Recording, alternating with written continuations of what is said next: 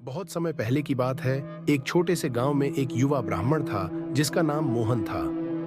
मोहन अपनी जिंदगी में सच्चे सुख की खोज में हमेशा भटकता रहता था। उसने कई धर्म ग्रंथ पढ़े, कई साधुओं की उपासना की, लेकिन उसे सच्चे सुख की प्राप्ति नहीं हो पाई। एक दिन मोहन ने सुना कि भगवान बुद्ध पास के एक जंगल में ध्यान कर रहे हैं। मोहन ने सोचा कि शायद वे उसकी सहायता कर सकें। वह जल्द ही जंगल की ओर रवाना हो गया और वहां भगवान बुद्ध को ध्यान में मग्न पाया।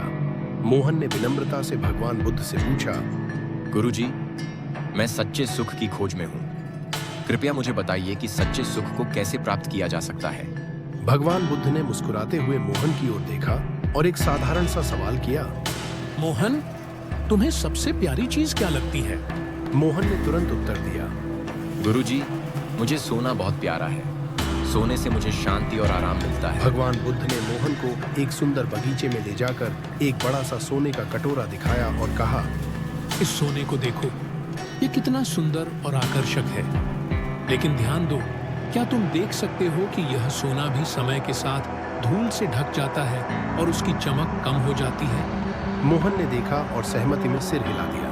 भगवान बुद्ध ने कहा, सच्चे सुख की खोज में तुम्हें समझना होगा कि भौतिक चीजें, चाहे वे कितनी भी सुंदर और आकर्षक हो, अंततः अस्थायी होती हैं। सच्चा सुख उस स्थिरता में है जो हमारे भीतर है। जब हम अपने भीतर की शांति और संतोष को पहचानते हैं, तभी हम सच्चे सुख का अनुभव कर सकते हैं। भगवान बुद्ध की बातों से मोहन को गहरी समझ प्राप्त हुई। उसने महसूस किया कि सच्चा सुख बाहरी वस्तुओं में नहीं, बल्कि आंतरिक शांति और संतोष में छिपा है।